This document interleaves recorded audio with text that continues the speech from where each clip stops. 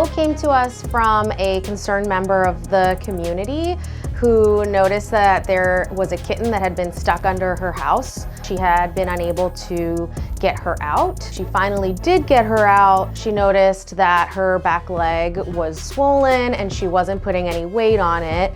So she brought her straight to us. We examined her as she came in. We realized that the one back leg was indeed very swollen. It had had its blood supply cut off, and so the tissue was dying and the toes were discolored. So if left that way, over time she would have probably started self-mutilating and chewing on her foot and also developing infection there. So we noticed that it was only the one leg that was affected though, and she was walking pretty well on her 3 other legs. All of that made her a good candidate for the limb to be amputated and for her to be able to continue to move forward through our adoption process.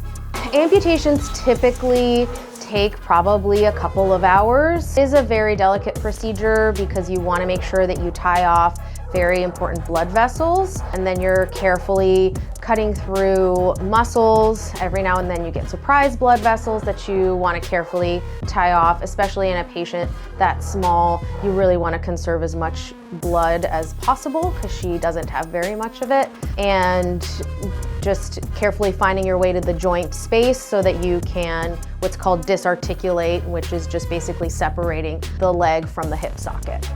Hope is doing wonderful. She was here just last week for her recheck 2 weeks out. Her incision site is healing great. She was running and hopping all over this room. It's just amazing to me how quickly tripods acclimate to life on 3 legs.